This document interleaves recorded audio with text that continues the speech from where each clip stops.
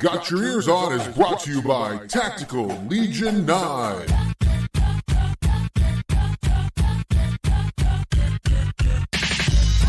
Everybody, hello and welcome to this week's episode of Got Your Eers On. I'm Guido along with Scoot. Oy vey. And Johnson. Guido, I have never been so happy for all three of us to be so wrong about a football game prediction. I know we all three picked this game as a loss for WVU, and rightfully so, because Iowa State, powerhouse of the Big 12 that it has become, should have beat us, but WVU pulls it off in spectacular fashion and beats Iowa State 38-31 at home at Milan Puskar Stadium, Mountaineer Field. It was awesome, guys. It was phenomenal. Yeah, and I think for all indications were, even though it was a small crowd, Guido, what did they? Just over 45,000, right? I think attendance. just over 45,000. Everyone that I follow on Twitter that was in person, unfortunately, we couldn't be. We will be soon, but we couldn't be Saturday. It sounds like they were still loud and showed out, and like even Neil Brown said post-game, he really appreciated the fan presence, so they must have been a loud 45K, I guess. Yeah, and at the end of the day, Johnson, it's important for the crowd that's there to be pumped and into the game, and it sounds like they were. And like you said, unfortunately, we couldn't be there. We will be there, though, in a few weeks, because we're going to go to our annual Got Your Eers On game. It's going to be the Texas game this year. And Scooty, I don't know if you remember, but this is what happened last week on the show. Are you willing to make a bet, Guido? Are you a betting man? I'm a betting man. Okay, here's the deal. We're going to this Texas game, right? Right. Okay. Oh, boy. If Scoot loves this kind of stuff. If WVU beats Iowa State, okay, I will walk into Milan Puskar Stadium. I like this. With a gigantic sign that I've handwritten that says, Daggy is my boy. Okay. Hey, Scoot, so how do you feel about making that bet now? Daggy is your boy. Daggy's your boy. It's a great Daggy to be a Mountaineer, wherever you may be. Have you ordered your poster board yet, Scoot? Did you pick a nice, I like a nice bright white poster board. I feel like something that shows up nice on TV. Yes, definitely. We'll have it. We'll have it ready. I'll bring some Got Your Eers On stickers. We'll stick some Got Your Eers On stickers on it. They can look for us in the stands. I'm feeling pretty confident about this, Scoot. Yeah, I'm a man of my word. I will carry the sign in. I will bring the sign. So let's talk about it, though. I want to have a serious conversation now about Jared Daggy. And we have been kind of jumping all over him, Johnson. Jared Daggy had a phenomenal game on Saturday. Yeah, and I was just going to bring up, Scoot. So Patrick Southern, someone that I follow on WVU Twitter for a while now, he sent out a tweet yesterday, probably still trying to do what we were all doing, like try and make sense of what we just watched. He said, I don't want to be a prisoner of the moment, so I'm crowdsourcing this on Twitter, but this is Daggy's best game at West Virginia by a mile. Yes? ? And I think, I can't think of a better one. Can you? No, it definitely was his best game ever. Maybe of his college career, not just as a Mountaineer, right? Right. I don't know off the top of my head, but I dare say it's up there, right? The mistakes were minimal. He actually did throw the ball down the field.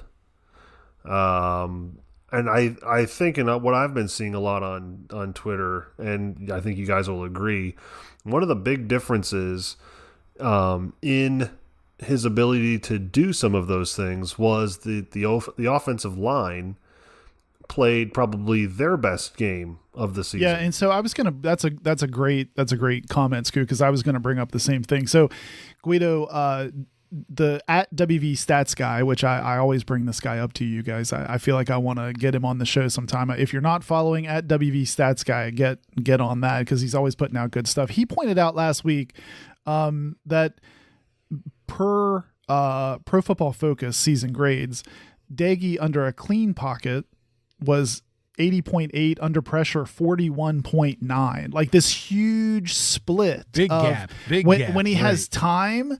And Guido, you've been keeping us, I have like a blind spot to, and I think Scoot does too. You always kind of remind us how, Daggy leads the Big 12 in several passing categories. And I think when I saw that stat, I started to think about that going into this game.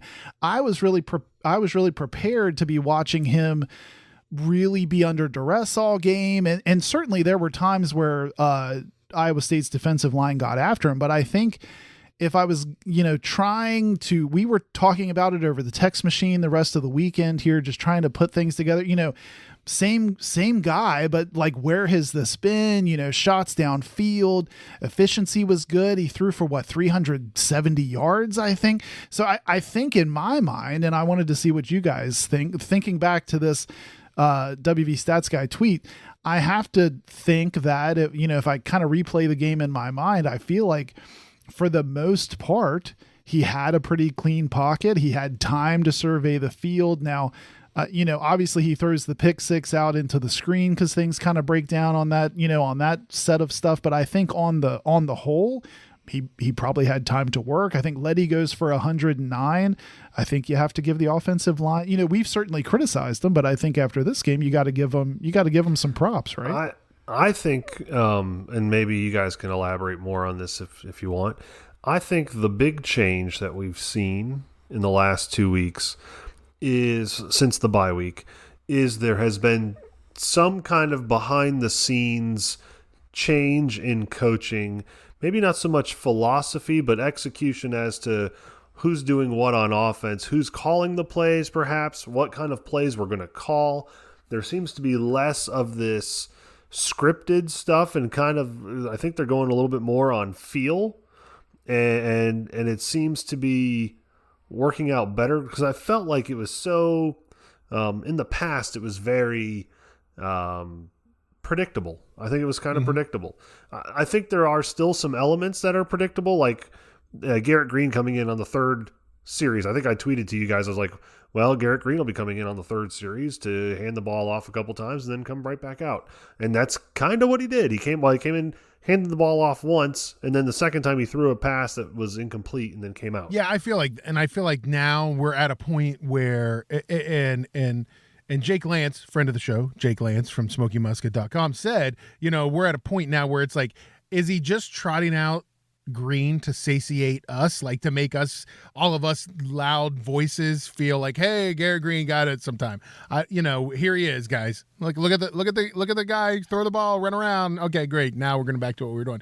But going on what you said, Scoot, 100%. Like Neil Brown said after our show last week in the Tuesday press conference prior to the Iowa State game, he goes, this week we changed it up a little bit, and he made the excuse that at TCU, the stadium has a better view from the press box, and Jared sits up in the press box and has a better view of the game, or whatever it is.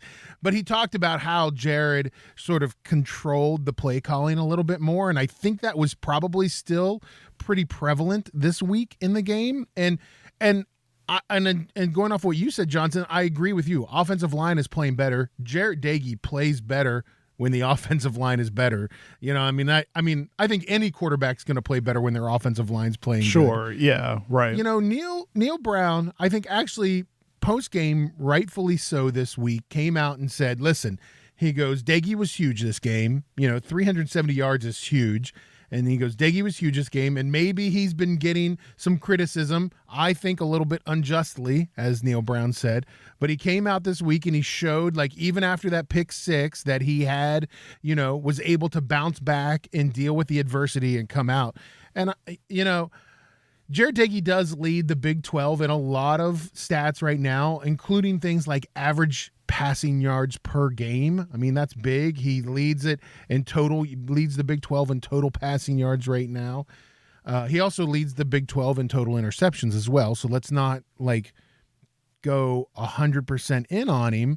But I think that, what we have been complaining about for the past 6-8 weeks, maybe not has been so much player personnel as much as it's been play calling and game management. Well, and it's funny that, like, Scoot, and you guys were talking about that TCU game. Chris Anderson over at 247 had tweeted out that Jared Doege deep passing, so Scoot 20-plus yards, because I knew you were going to say, like, what's a deep pass? But so 20-plus yards in the air In the first 6 games, 10 of 29, 2 TDs, 2 interceptions, and a 70.6 rating. Jarrett Deggy deep passing the last 2 games, 8 of 12, 3 touchdowns, no interceptions, and a near perfect 149 NFL passer rating. So that's huge. That's huge. That's a big difference. Like, listen, that's a big difference. I will be the first one to tell you that I have wanted Jarrett Deggy to enter the transfer portal or something where he's not behind center and we go with some other option. However, if he plays like he did today, if we see this again next week, I think maybe I'm okay with it. I think I'm feeling better now. Am I jumping on this trust the climb garbage? No, I'm not trusting climbs, and I'm not going to do that. You're not looking for carabiners, and you're not with Guido at like Cabela's. I've already visited REI. Right? I'm ready. Like let's get on the hill. Let's go. I've matured in my West Virginia fandom, I also know that what goes up must come down, so to speak. So yes, we beat Iowa State. So does this mean now that somehow we get too big for our britches and we lose a game to like a Kansas State or a Kansas or something because we all of a sudden get a lot of steam, and then in typical West Virginia fashion, the 2 games that we were counting on to be wins, we lose one of those because of that's just how things go for West Virginia. Well, Jake, Guido brought up Jake when he was on the show. He kind of called it, and he even tweeted that earlier. He kind of called it while he was on the show here with us. So check him out at Night Stare on Twitter. But he was reminding everyone that, I think coming in, we were talking about Iowa State's coming off what ended up, at the time, obviously we didn't know that, but we knew it was going to be a big game with Oklahoma State. They ended up winning, rushing the field. That was, like we thought it might be, an emotionally charged game. The game after us is Texas. They obviously want to get Texas out of games on their schedule. So I don't know. They come into Morgantown. It's ESPN Plus, who was it, Scooch? Sean Starks. What was that guy's name? Shane Sparks. Shane Sparks. Shane Sparks, who does rhyme with Sean Starks. Can we just talk about Shane Sparks for a second? Well, it's either way, it feels like a WWE wrestler name, right? He does, right? And he had no neck. He lost his neck somewhere. Jake was even saying, like, look, do they come into Morgantown? Do they come in just thinking they're going to take care of business and we sneak up and have a good game? And wow, did we ever. We're talking about Deggy, but I think the O-line stepped up. Bryce Ford Wheaton and the wide receivers has the wide receiver core had a better game in the last season or 2 than what we watched Saturday? I would argue no. some huge catches. That was probably the best game that the receiving corps had since we had David Sills and Gary Jennings. I thought they played phenomenal across the board. And Bryce Ford Wheaton was just robbed of a 46-yard, reception where they called a offensive pass interference on, and he could have had a phenomenal game. He had a 45 was as long. He could have had more. I will say that, this is, and there were parts of the game where I struggled emotionally. I'll be honest. You were a blubbering You were mess. riding the roller coaster. This is a safe space, right? We're in a safe space. You were a blubbering mess at times on the text. I was not in a good spot. Because there were times where, offense would come back, and we haven't seen this in a couple of years, where, offense would come back and answer the call, and defense would be what was struggling. And so, you would have Bryce Ford Wheaton catching 45-yard passes or Winston Wright catching these 35-yard passes, and then the defense would let, Brees Hall run a 50-yard run down, and Brock Purdy would break through and 6 guys would miss him along the way. And, I was not, emotionally, I will be honest, we're all friends here. This is a safe space. I was not in a good space on Saturday afternoon. Well, I think you were waiting on the next, Iowa State's scores were so quick, quick strike, like you said, 70-yard run or a 70-yard pass reception or something. It was like you couldn't get comfortable because you didn't know when the next strike. Guido, I think time of possession was clearly dominated by WVU. Oh yeah, West Virginia 34 minutes to Iowa State was 25 minutes. So right, crazy.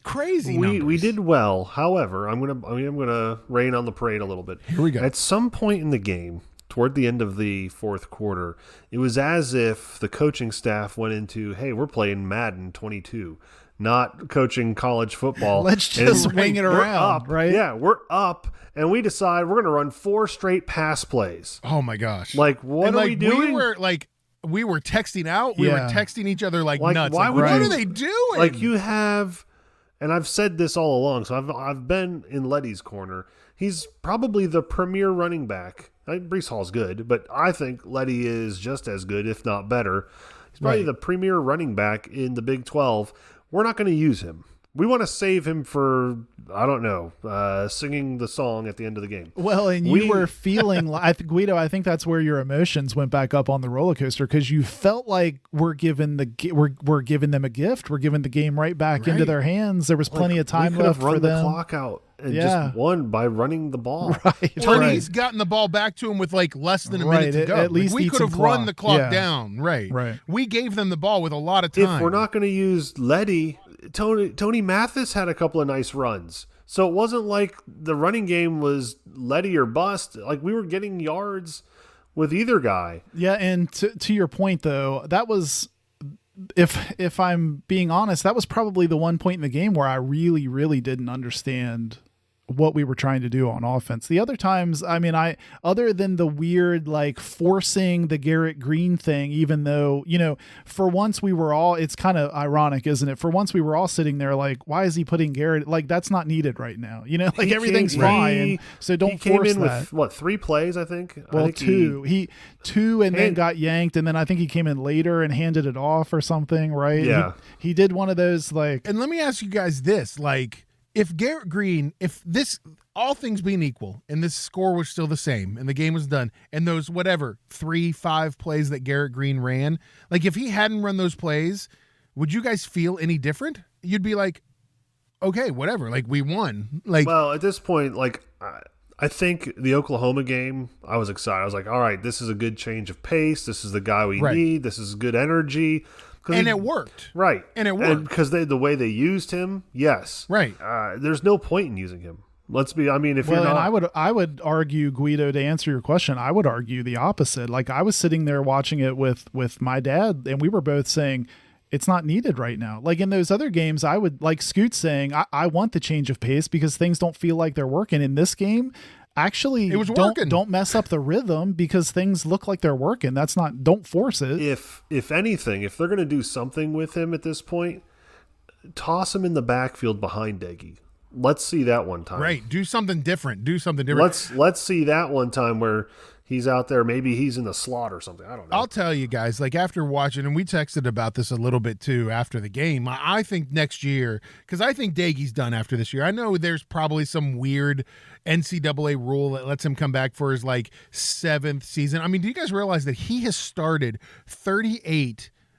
He has started 38 college football games now. Like, when we see him at Texas, if he starts Texas, which he will, Dagy, it'll be 41 starting as a starting quarterback for NCAA between Bowling Green and WVU. But I have this theory where, like, I don't think Dagy comes back because I think it's ridiculous. Like, go play Canadian football or go play arena football. Like, you're too old to play college football. Sell insurance or something. Yeah, do something.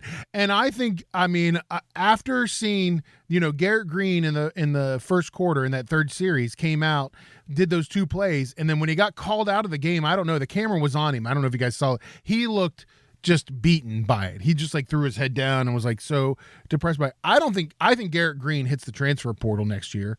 I don't know if he stays with WVU. I think we're talking Goose Crowder 2022 WVU quarterback. Well, and I won't be surprised at that either. But one thing I thought was really cool, like, in the mix of all this chaos and everything, I thought the tweet that WVU Football put out of Garrett Green kind of leaning in the camera and saying, hey, those Dagy haters are awful quiet now, aren't they? I thought, regardless of, like, where you fall, I think, to me, that makes me like Garrett Green even more. Like, that's just a cool thing. And in that tweet, you can see Dagy kind of walking by in the background.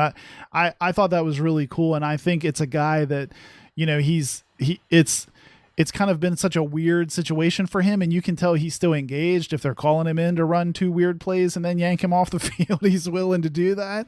If not, he's being a good teammate. So I agree with you. I'm not sure why he would be motivated to stay. I don't know. Obviously we could be wrong, but it's funny how you've heard more like leadership and other comments about Goose Crowder lately, almost like the setup for next year is more toward Goose. Who knows? I don't know. Neil Brown's talked a lot about Goose Crowder and leadership and all of those things that, you hear out of the quarterback camp. Well, guys, let's switch over a little bit though and talk. So all offensively performances were great. I mean, Jared Dagey, like you said, 270, Bryce Ford Wheaton caught 6 receptions for 106 yards with a 45-yard long and 2 TDs. Winston Wright, 6 receptions for 100 yards and a TD.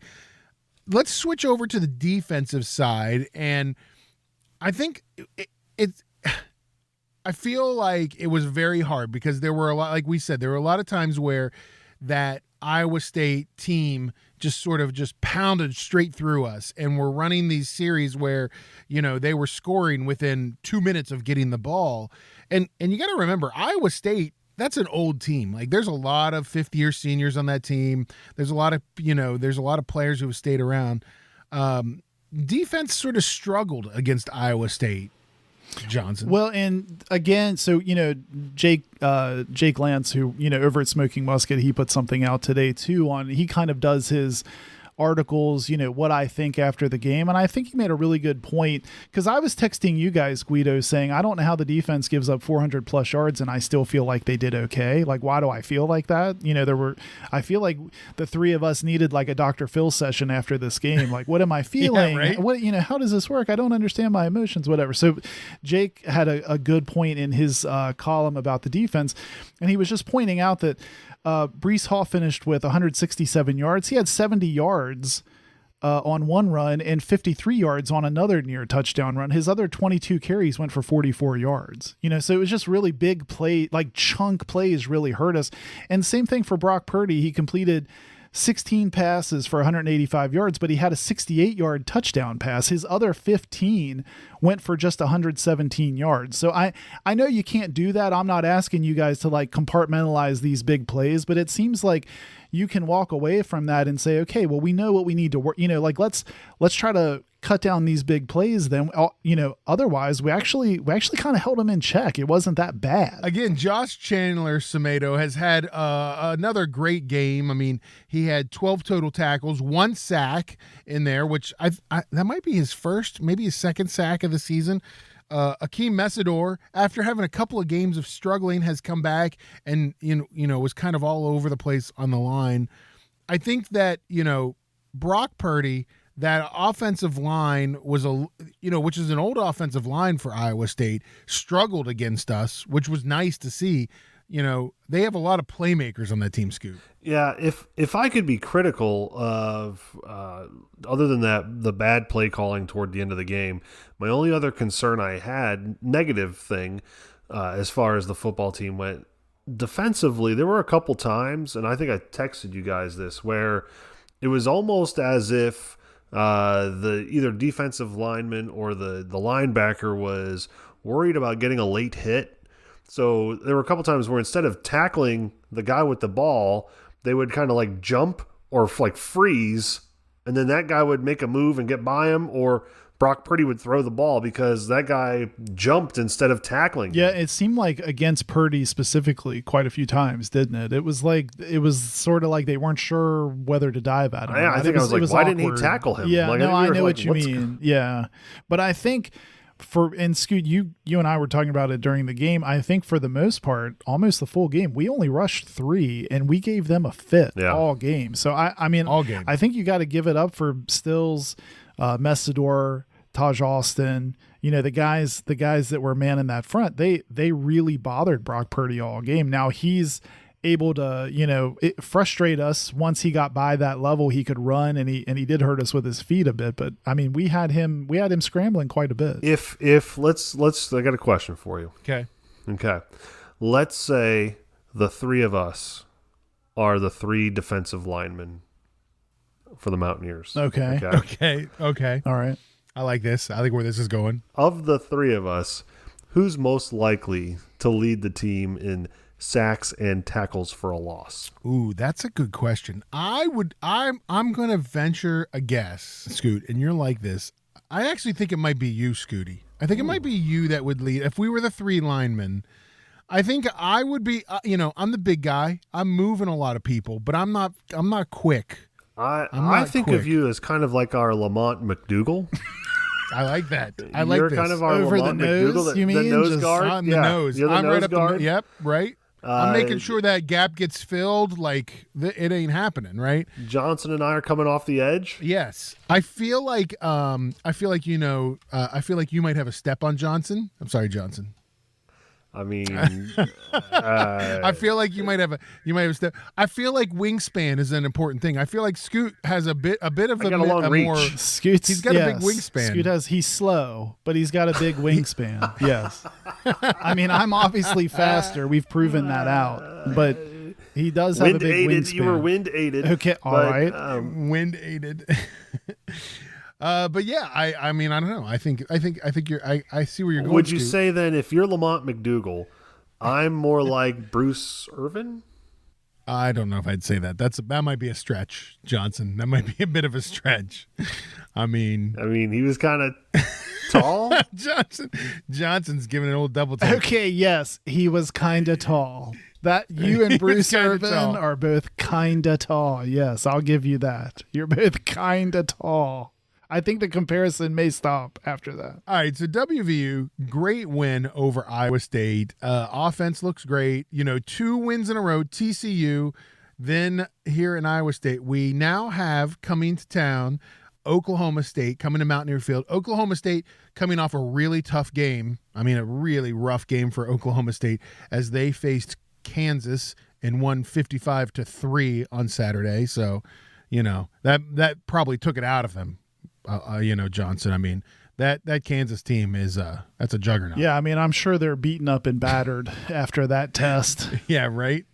Right now, Spencer Sanders tossed 2 TDs in that game and for 157 yards, and they had like 3 interceptions against Kansas. I think the defense scored like 6 or 7 times. Kansas is it's so hard because you can't judge, like when a team comes off of Kansas to play you can't judge anything about them. But Oklahoma State does move in the AP poll this week to number 11 as they come into Morgantown on Saturday. It's a 3:30 game on ESPN.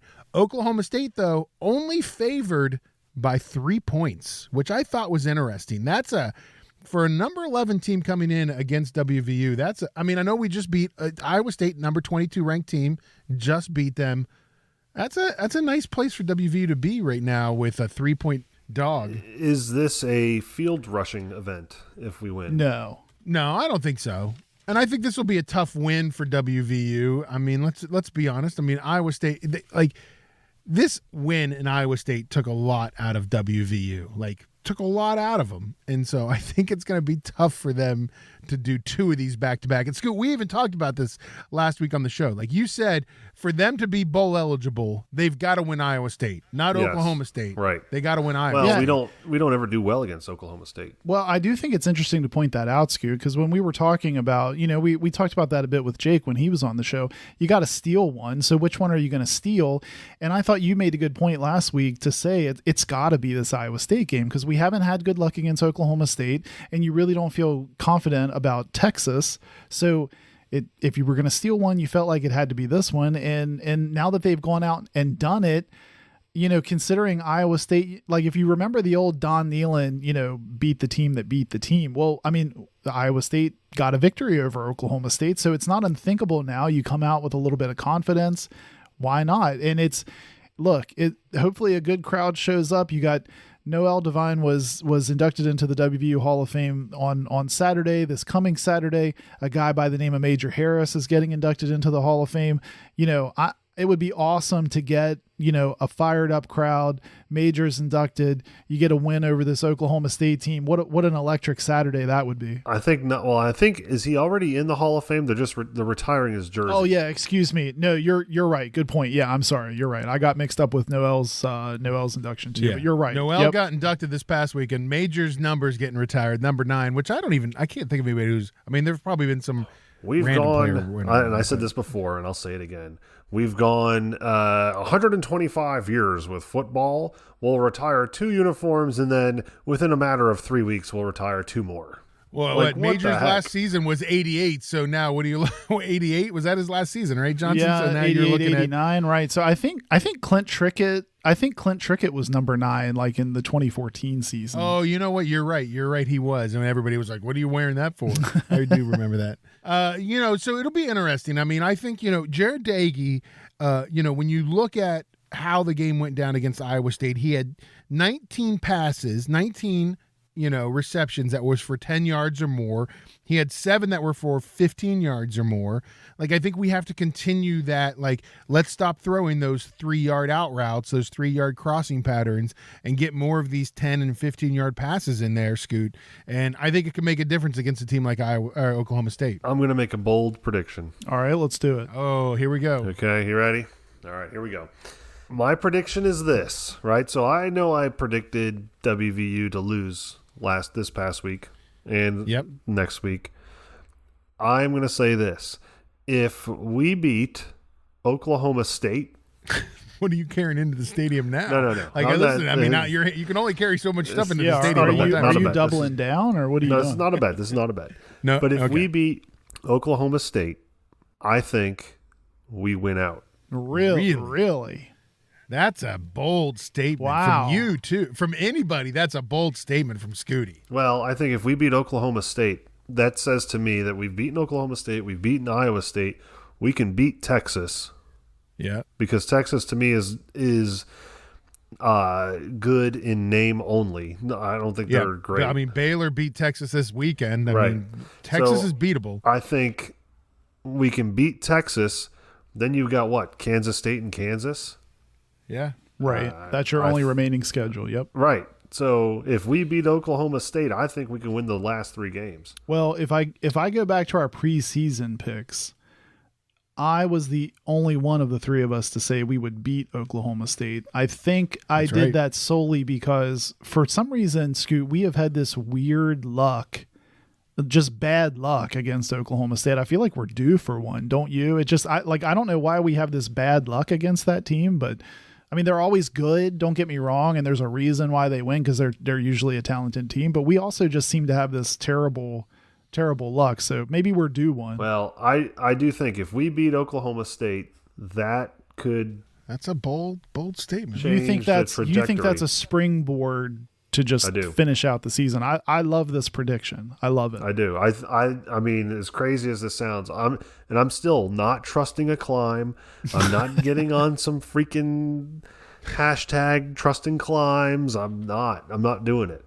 It's stupid. I mean, at that point, Scoot, though, let's go back to the trust the climb thing for a second. At that point, if we win out for the rest of the season, which I think is highly improbable, but if we do, like, the climb's over. Like, we've done it. Like, right. There's no need for this thing. I don't think no need for really it at that point. If we with. finish the season with 8 wins or whatever it is at that point, like, you've done the climb. Like, and that's the thing. Like, I think, we're at a really weird point now because WVU 4-4 right now, 2 wins away from being bowl eligible, which 3 weeks ago, we were talking about how this team wasn't going to go to a bowl. Yeah, right. And now we're 2 wins away. We think I think Kansas State and Kansas are definitely wins. So now I'm going, well, man, maybe we are a bowl team. And then you steal one of those 2, the Texas or the Oklahoma State game, and now we've got a 7-8, possibly 8-win season. I mean, I don't know, Scooty. I think I saw something on Twitter. Maybe you guys saw it as well. That I don't know if it was the week of the bye week that Neil Brown had kind of either posted somewhere or said something about you either need to believe or leave. Right, I saw that. That's right. I saw that too. I can buy into more than trust the climb. Like, that to me is a better statement. Neil Brown is becoming the Ted Lasso of West Virginia. Like, he is like believe or leave. I love it. Like, that's a better line. That's one of those things where you're either with us or get out of our way. Yeah, you're right? in so or out. Like, right. And to me, that's the kind of I don't want to say unconditional love or tough love message that the guys need to hear, right? So I'm sure there are some guys who, when things were going poorly, were starting to stir and becoming kind of an issue. So that's probably where this whole message came from. And I think that's a unifying message. Like, hey, it's strong. Get on board or right. get out of the way. Yeah. We're doing this thing. We're doing it my way. And I think that's more important to me than trusting a climb. I think that's still just a dumb. Guido, I think now we see the potential that maybe, I don't know, I'm going to give him the benefit of the doubt and say maybe that's what Neil Brown was referring to in the offseason when he thought Jared Dagey was improved. I mean, like, you and I always go through this. Like, I'm trying to gauge myself and not let the highs be. I want to enjoy this and be so excited about it, but I also want to be realistic. I think what I'm going to do, my takeaway is that, and I want to hear what you think, but I think my takeaway is now, there's the potential I thought we had at QB1. I don't expect 370 yards and all this stuff every game, but now it's like, now let's be consistent, like now let's see the more positives and the less negatives, right? I mean, I think that's what I take away from this. I see what it can be. Let's build on that now. That was a great game. Let's not let it be one great game, out of a stretch of bad. Let's now try to make this more so the norm, right? Well, we said it going into the bye week, guys. We said it that this team didn't know who it was, and that this team had to find itself, and maybe maybe between what Neil Brown's saying, the believe or leave, between what the leadership is doing, the Zach Frazier's, the Jared Dageys, these players that are leaders, maybe this team now, here after TCU, after upsetting Iowa State, has found itself. And maybe that's what we needed. Maybe that's what WVU, maybe that's what this program needed. And you lose the players, and the guys that leave, and you find yourself, as a team, as a community, and you continue to build off of that. And I've said it all along, like, and WVU fans in general, we are more of the folks. We want more of the Bill Stewarts. We love the Don Nealons. We want the Neil Browns to succeed. Like, that is who we are as a state. That is who we are as a team. And so now it's just a matter of making that happen. And I think that maybe this is the turning point, and we'll see what happens. We know the recruiting's there. We saw the tweets from the recruits that were visiting on Saturday were excited and happy. We saw the tweets and the social media posts from the recruits that have already committed that were excited about that game. This Iowa State game solidifies this team moving forward, and it solidifies it for Neil Brown. And now we go against Oklahoma State Saturday, 3:30 p.m. on ESPN at Mountaineer Field. It's a big game. Is it a must-win? No, Scooty, it's not a must-win. But it's a turning. We're at a turning point for this team. Yes, I'm back on the mountain. Screw your base camp. I don't want to be there anymore. I am climbing. I ordered my carabiners. I've got my nice woolen socks ready. Let's climb this thing, man. I need you to do me a big favor. That last 2.5 minutes, Guido, that was beautiful. Put some sort of like a musical score? No. It's a scene. It's like a scene setter. Can you put simple gifs in the back of some of that? It was great. It was friggin' great. Scoot's exactly right, because I was looking at him thinking the same thing. It was like the state of West Virginia wants to believe. It's a scene setter. We're doing it for the community. That's right. It was great. It was friggin' great. He's right. It's like it got Johnson. It got Johnson pumped. It did. It's like Guido's. Got Johnson pumped. I was thinking more the Titanic. I was thinking more. No, you need the crescendo of simple gifts in the back. It was like simple gifts. It was Guido's. Right. It was his scene setter. It just happened. Oh man, you guys kill me. So, anyways, big game Saturday. ESPN broadcasted on the big network. 3:30 kickoff. Man, I hope that Texas game is going to be a 3:30 kickoff. That would be great. For our sleep's sake, yes. Yeah, right, exactly. Also, guys, some other big news that come out of the Big 12 this weekend. Matt Wells got let go from Texas Tech over the past week.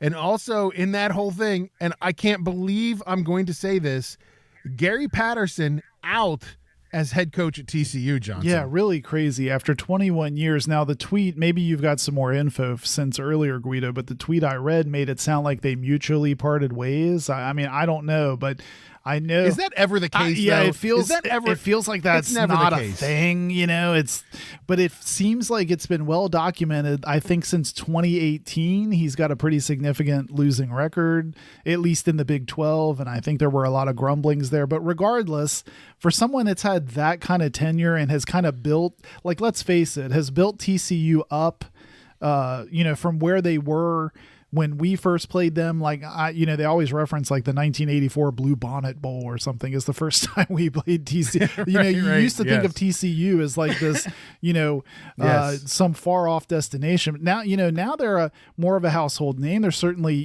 they have carried their weight in the Big 12. And so to see him be not part of that program after so long, man, that's going to be weird to look at their sideline and not see him there. They've actually, to add to your story here, the school officials have asked him to stay till the end of the season. Okay. And he declined.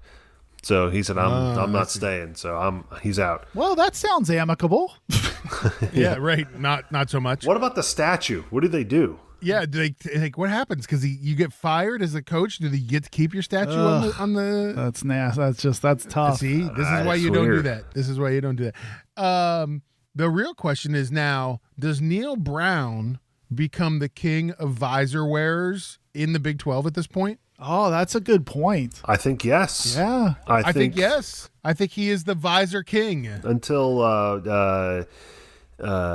Jim Leavitt, until he somehow is resurrected into a coaching staff. Oh gosh.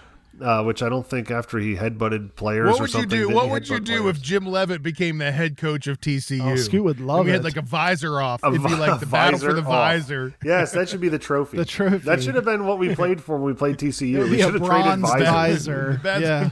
Dude, like after the game, you know how players will trade jerseys sometimes? Like if they went to the same high school or something, do they trade visors? Oh, man. Well, we'll find out if that actually happens. Well, listen, guys, we need to take a quick break. We're going to come back. Second segment, still talking sports. WVU basketball. We're going to review the Akron game on Friday night and talk about what we thought we saw. So don't go anywhere. You're listening to Got Your Eers On. Vortec Knives is a West Virginia owned and operated company specializing in high quality steel, fast opening, everyday carrying knives. If you go to vortechknives.com today and use the code GYEO, you get a 25% discount on your entire order. That's Vortech, VORTEK knives.com, a West Virginia owned and operated company specializing in fast opening, high quality, everyday carry knives. Vortec Knives.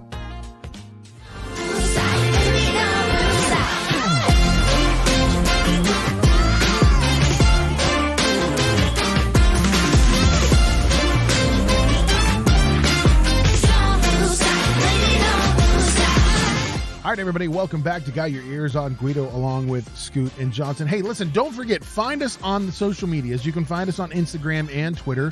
You can like, you can subscribe, you can follow. Just look for us on Instagram and Twitter at Got Your Eers. You can also look for us on Facebook. Just search Got Your Eers On. Guys, second segment here, talking some basketball.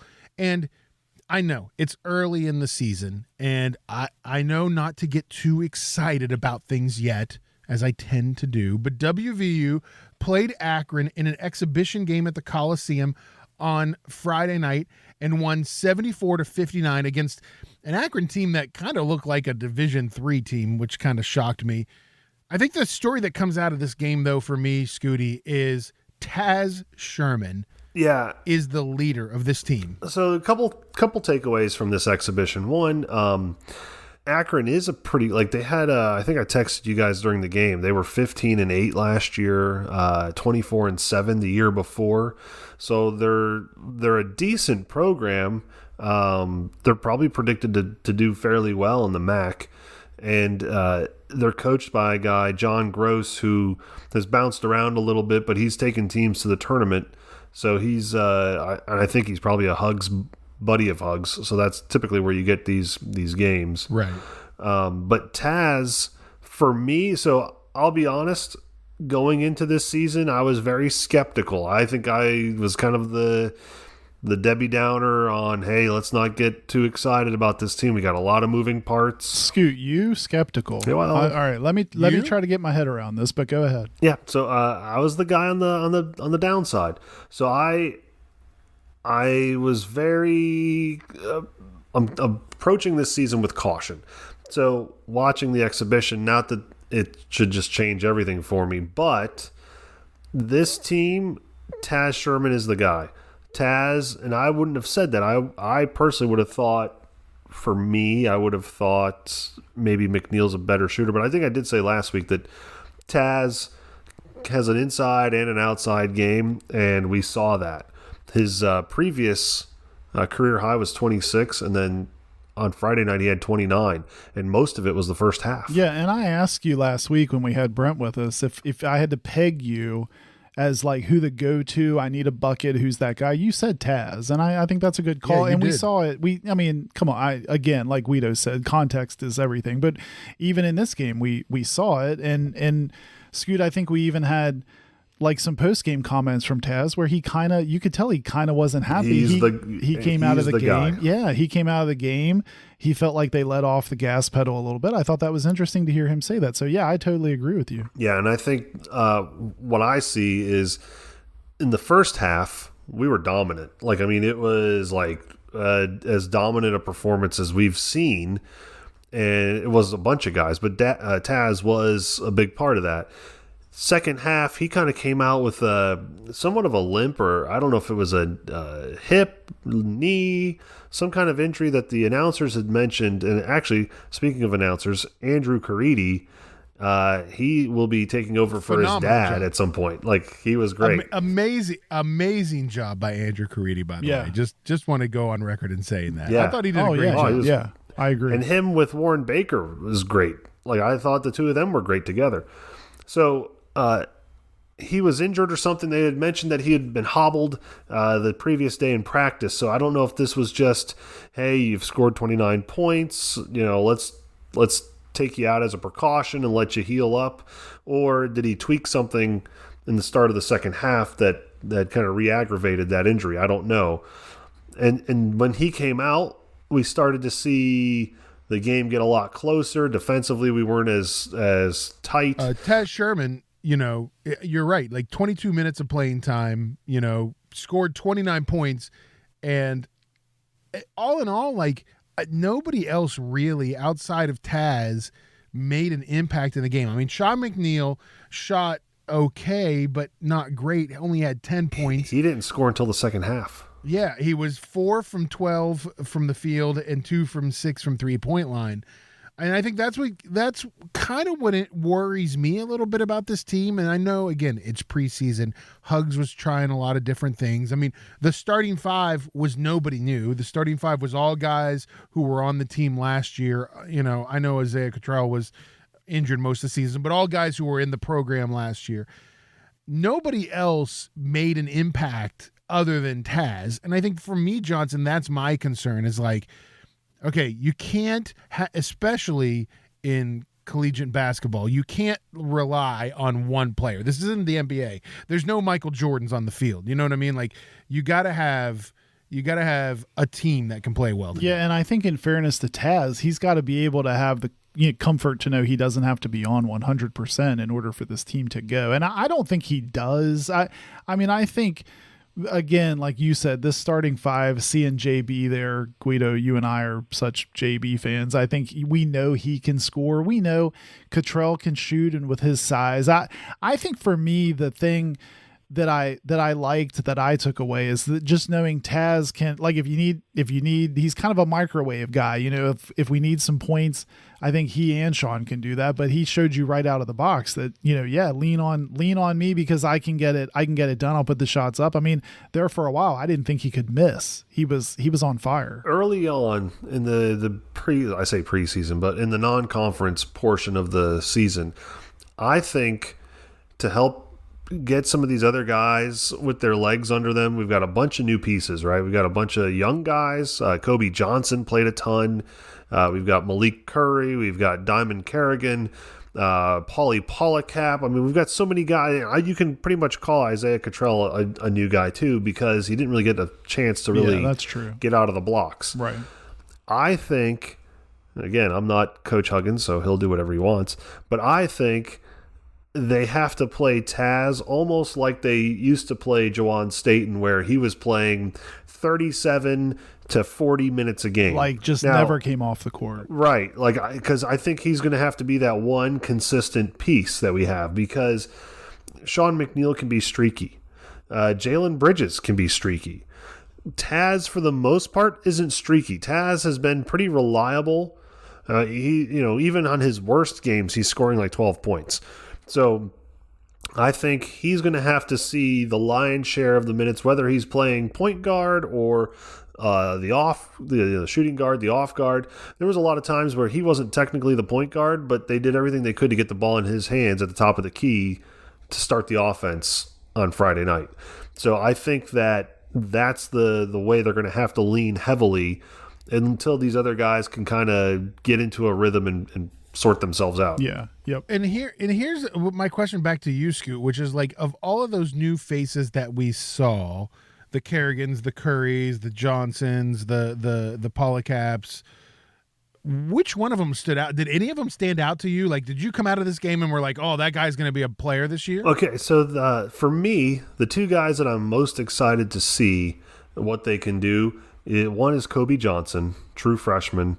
The announcers were talking about how they're raving. Huggs has been raving about him, that he's kind of like a guy that just seems to get it and picks things up, and I think he's going to see decent time. And that's what I was going to say. He had 23 minutes of playing time, so he was the second. He had the second most amount of minutes in the game than any other player for WVU. So and I thought that was interesting. Early on, like when he was first recruited or when he first came on campus, there was some talk they were probably going to redshirt a bunch of those freshmen, and I think he was listed as one of those people that potentially could get redshirted. I don't think that's going to happen now.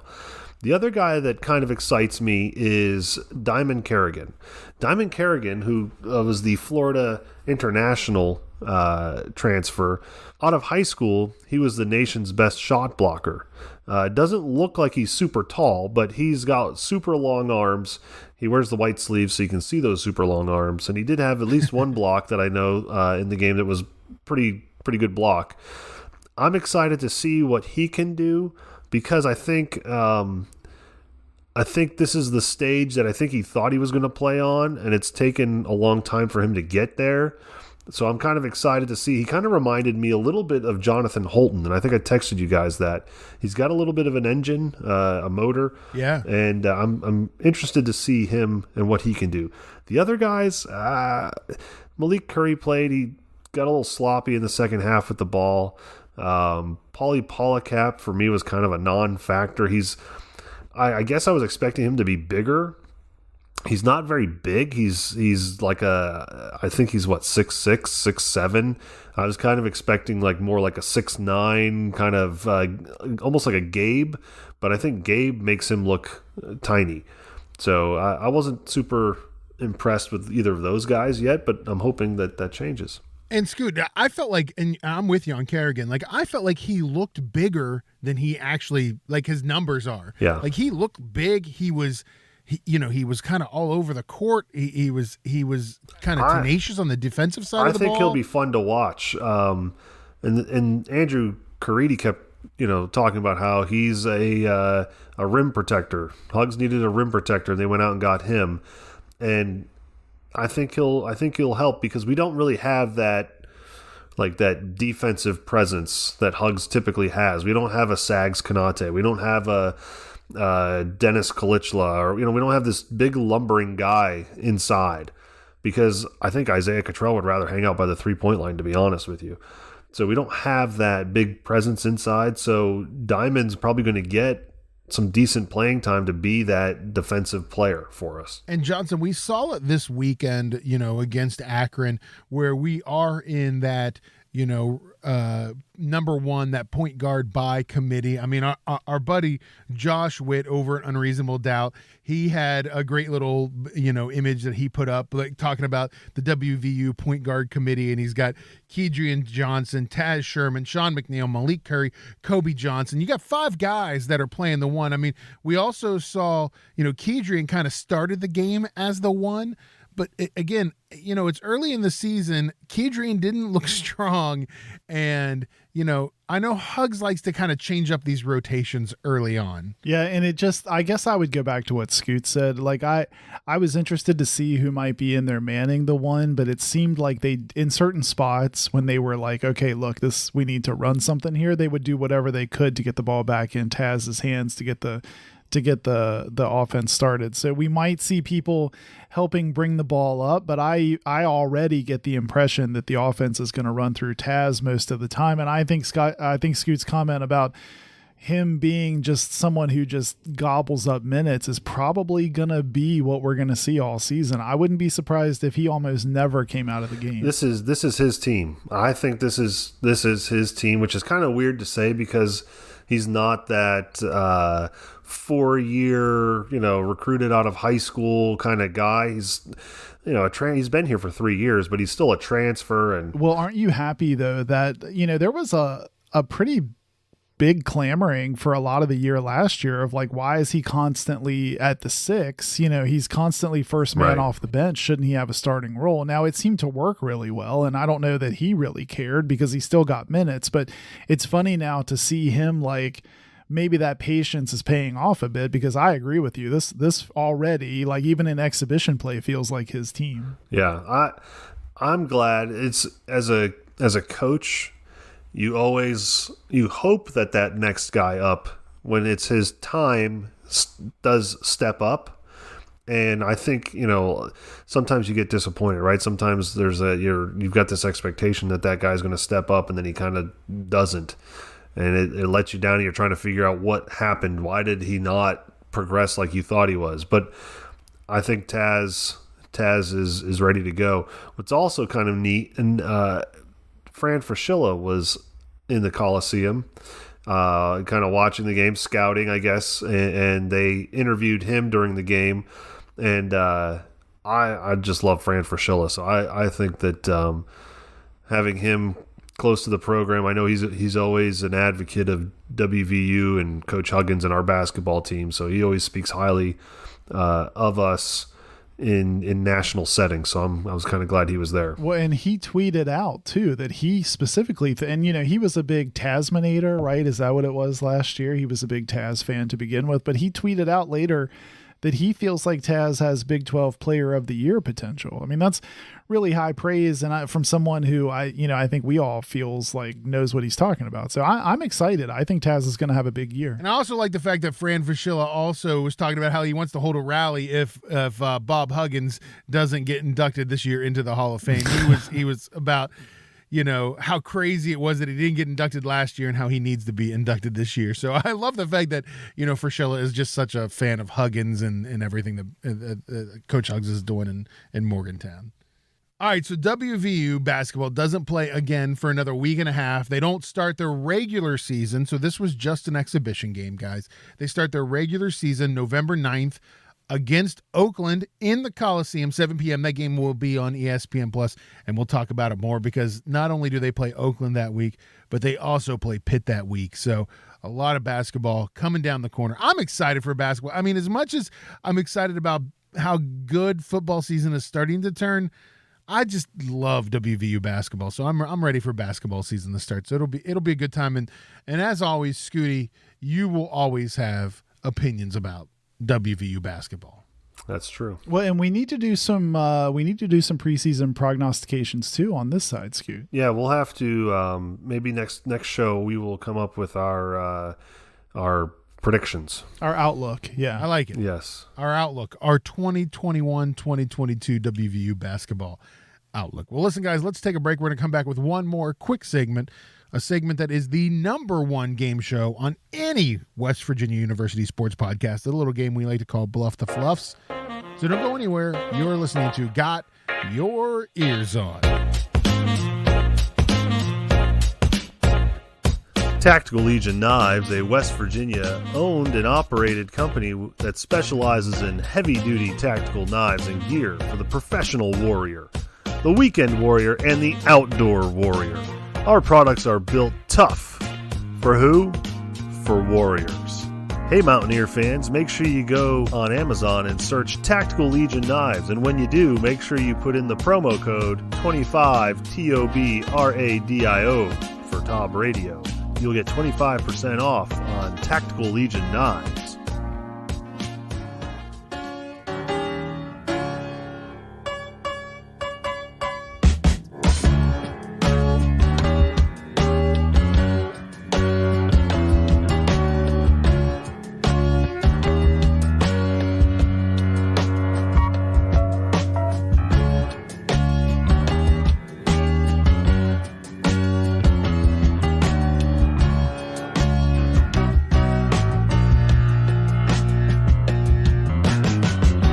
Welcome back to Got Your Eers On. Guido here along with Scoot and Johnson. And hey, listen, don't forget, check out our website, gotyourearson.com. It's the hub of everything, including a place to go and buy Got Your Eers On merch, right, Johnson? That's right. The link's right there. You can click through to the store where you'll find our Pullover Guy merch as well as other Got Your Eers On stuff to check out. On the main page, you can find the latest show in blog format with all the show links in the show notes if you want to click on something and check it out further. And then you can also listen to the latest show right in the sidebar. The tune-in link is right there, so check it out. Yeah, check it out, gotyourearson.com. And I got to tell you guys, I've already read them this week. The show notes for this week's show are phenomenal because you get a lot of our texting back and forth during the football game, which is hilarious. So we just copy some of that and put it right in the show notes, and it's a lot of emotion. It's a lot of, oh my God, I can't believe that just happened. What's going on? Why is he doing this? So you got to check it out. Would you say it's a lot of, I can't believe my ears? It's a lot of, I can't believe my ears. So definitely. Yeah, you know what, Scoot? It is. So check it out. Visit us at gotyourearson.com. Well, listen, guys, this week, drop to segment 3. We're playing the #1 game show on a West Virginia University sports podcast. It's a little game we like to call Bluff the Fluffs. And right now, Johnson has the lead 11-10 over Scooty.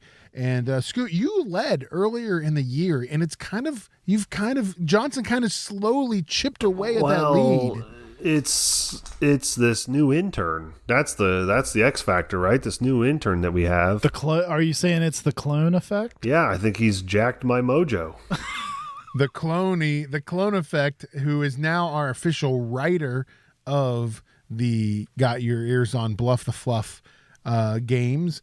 He writes all the questions now. I don't know them until they literally get sent to me 2 minutes before the show starts, because Cloney, he's a little slow. Yeah, I mean, I feel like he comes in hot. If things continue to progress for young Clone, this could potentially become the hottest board game in America. Oh, really? Because you think we could sell it. Because you think in the current age we're in, board games are where it's I at. think board games are coming back, Johnson. What are you talking about? I cannot confirm nor can I deny that maybe Hasbro has been reaching out to us. Oh, okay. And I mean, intern Cloney, who is from Connecticut originally, has no association with WVU.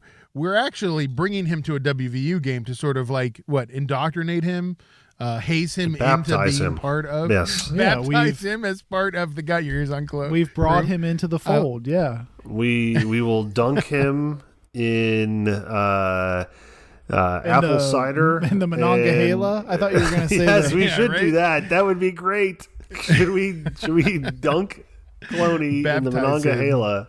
Yeah, I think we should do that. Well, right now, Johnson, you're leading 11-10 over Scooty, and we have a new Bluff the Fluff this week. Remember, everybody, a correct answer is worth 5 points, a steal is worth 10 points, and final bluff is worth 25 points. Cloney wrote us a good one this week, guys. Not sports related, a little bit of game show related. See what your knowledge is about probably the greatest game show of all the time, The Price is Right. Oh my gosh. Yeah, baby. I feel like this is is leaning Scoot. Let's go. There's a lot of midday television watching by Scoot. Scoot sees a lot of Bob Barker there and Drew Carey. Yep. All right, here we go. All right, so before we started, we had a complete and total random flip of the coin. And Scooty, you come out first. You get to go first this week again. Feels good. I think the algorithms are better for me when Coney writes. So, yes, I'm happy. Oh, okay. All right, here we go. First question. In October of 2012, Rob Wilson of Massachusetts became the first to do this on The Price is Right. Was it A, guess the exact value of the Showcase Showdown, B, appear on the show as a male model, C, win a Lamborghini on the show, or D, spin the wheel for the 100,000th time?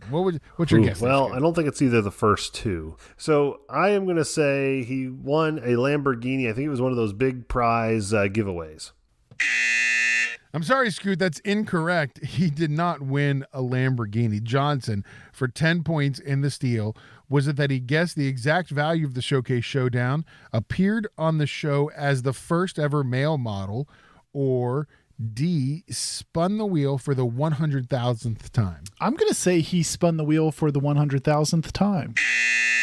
Sorry, that's also incorrect. He actually was the first ever male model to appear on The Price is Right. I feel like we should have known that, Scoot, and that should have been. We should have been like hip to what Clone's putting down there. I feel like. Well, I feel like what I did was called great defense. Yes. Right. So I tell you, I don't think it's the first two. It's either going to be those last two. I'm going to go with the Lamborghini. You mixed it, and then I get it wrong. And I and then subconsciously you were like, just you chose the other one. All right. Yes. So that's good defense. All right. Here we go. Next question is to you, Johnson. Nobody has any points right now. Johnson, since premiering in 1972, The Price is Right has aired approximately how many episodes? Is it 7,000, 9,000, 11,000, or 13,000? Oh my gosh. What's that starting date again? Tell me. 1972. 1972. Oh, I'm going to say 9,000. That's correct for 5 points. 9,000 times, approximately 9,000 times, The Price is Right has been on television. Good job, Johnson. It's impressive. Yeah, some quick. Scoot knows that math is up my alley, so I appreciate that from Clone. Yeah. Could have been a spreadsheet involved with that. So, all right. Well, Scooty, this next one is back to you.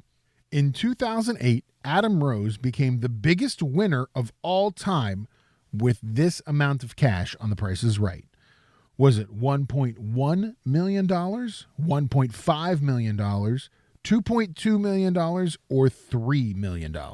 I feel good about $1.5 million. I'm sorry, that's incorrect. Johnson, for 10 points and the steal, was it 1.1 million, 2.2 million, or 3 million? I'm actually going to go 1.1 million, Guido. That's correct. For 10 points and the steal, Johnson takes a lead 15-0. $1.153 million is what he got. Wow. Approximately. That's a nice chunk of change. Not bad for being on a game show. Not bad. All right, Johnson. Well, good job on that one. Correct answer. And this next one is back to you.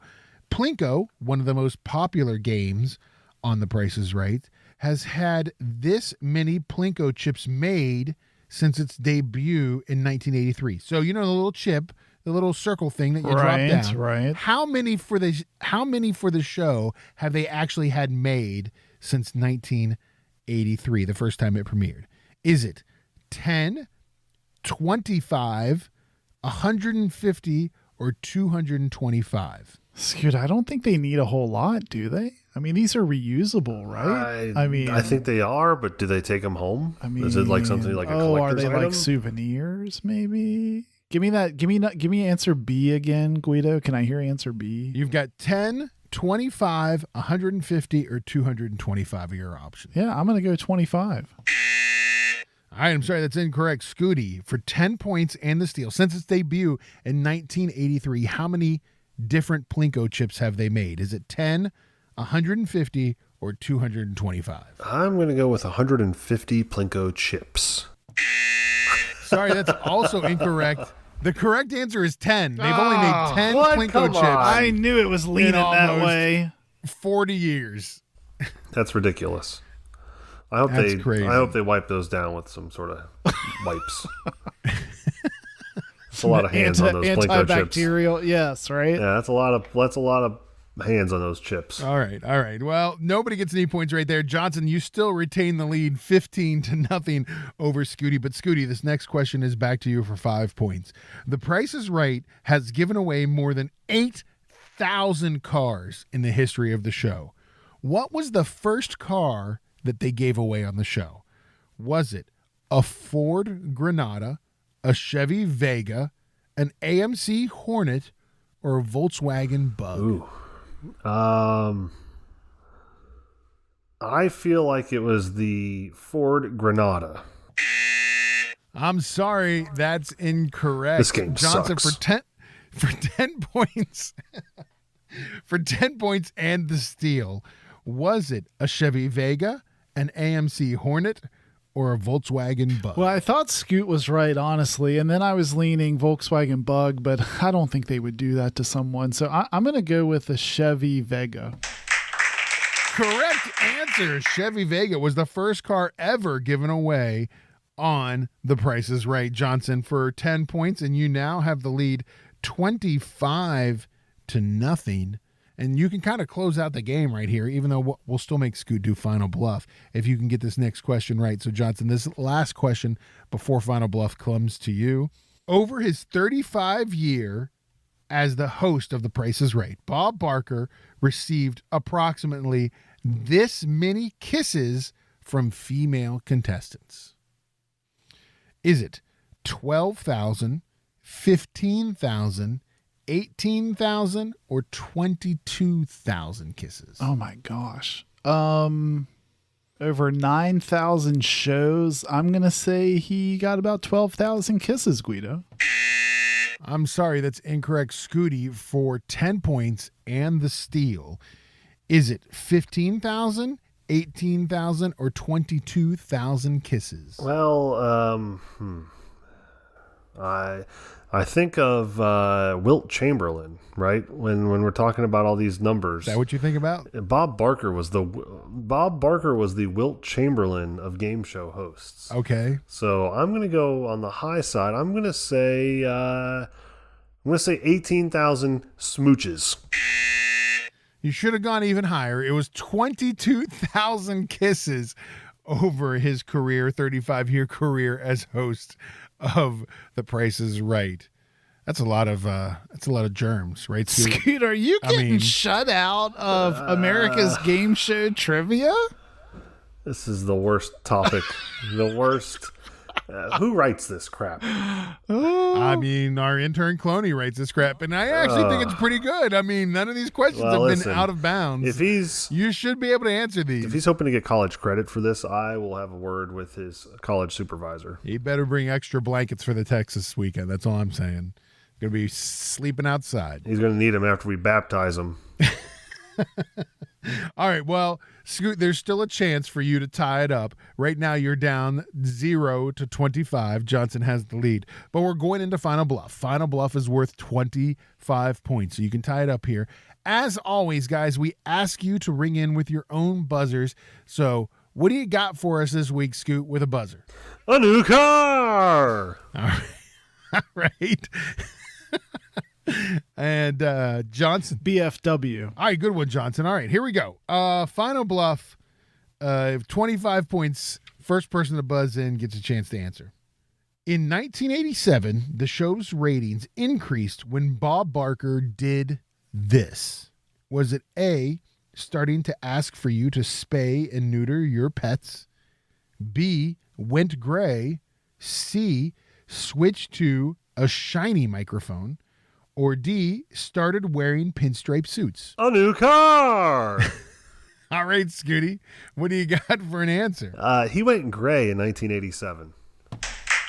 That's the correct answer. Scooty ties it up 25 apiece with getting the correct answer for Final Bluff right. Ooh, man, that's a good one, Scoot. Coming in late there with that one. Felt good. I knew at some point all of those hours and fake sick days would pay off. So that's how I gained all of my knowledge of the show was snow days and sick days. I just wanted to hear you with your buzzer, honestly.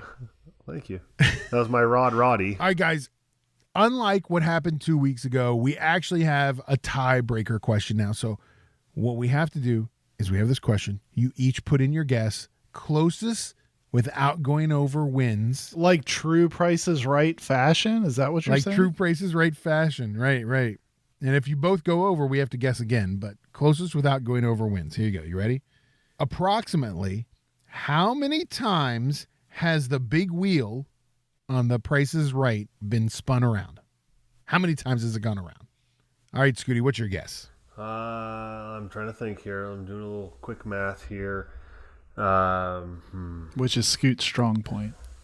I am going to say 54,000 times. All right, 54,000 times, Scooty's guess. Johnson, what's your guess? How many times has the big wheel been spun around? 27,000 times. 27,000 times. Well, guys, the correct answer is 63,000 times, and Scooty gets the win in the tiebreaker. And A new car! Coming back from being down 25-0 going into Final Bluff. First time ever somebody has gone down in the Final Bluff that far down and come back for the win. Scoot, it's got to feel good. It feels good. So I did a little quick math, right? So if we're talking 9,000 shows, 6 different people spin the wheel because they have 3 from the first half hour, 3 from the second half hour. So there's 6 times 9,000 is where I got my 54,000. Get you some Yeah, I didn't know that. Who knows that, Guido? I didn't know that there was 3 and 3. I mean, I just thought, hey, maybe it happens 3 times a show. I don't know, times 9,000. But who know? Like, who even knows that there's 2 halves of the show and that 3 and 3? I don't know any of that. So kudos to Scoot for Justin, being I don't the think Scooty has ever worked so hard for a right answer. I mean, he's gonna have to go lay down after this, and like he's the resident octogenarian now for knowing that much detail about the Price is Right. That's hilarious. I don't know if Scooty has ever thought that hard about anything in his life. Like, there's nothing. I mean, it paid off. It did pay off. I mean, it paid off. Well, and how about, I want to give a shout out to Clone Dog for the level of professionalism to work in that style of tiebreaker for that theme of questioning. That was top notch. Well done. Yeah, I guess we'll give him credit. Good job, Cloney, and good job, Scooty. You have tied it back up 11 games apiece here on Bluff the Fluffs. And guys, I don't know if you know this. We only have like 7 more shows to go before the end of the season to pick our 2021 champion for Bluff the Fluffs. So it's time to bear down, guys. It's time to get serious about answering silly questions. I feel like we're up to the task, Scoot. I mean, yeah, I'm ready. It's what we do. I was born silly. Yeah. I'm glad somebody's ready. Well, listen, guys, thanks for listening to our show this week. Big game for WVU this week, playing a number 11 team in the nation, Oklahoma State, at Mountaineer Field on Saturday, 3:30 kickoff. That game will be on ESPN. Oklahoma State picked to win by 3 right now, guys. So let's hope WVU can pull this one off. The over-under on that game, by the way, if you're a betting person, is 50.5. I'm taking the over. Guido's on the over on that game. So Jared Deggy's slinging the ball again. I think we're clearing more than 50.5 points in the over-under on that game. Ooh, that's a lot of points. We'll see. That's a lot of points. That's a lot of points, folks. We'll see. Well, listen, guys, don't forget, look for us online. You can find us on Instagram and Twitter. You can look for us at Got Your Eers On. You can also find us on Facebook and look for our website, gotyourearson.com. Thanks for listening. We'll be back next week with another show. You've been listening to Got Your Eers On.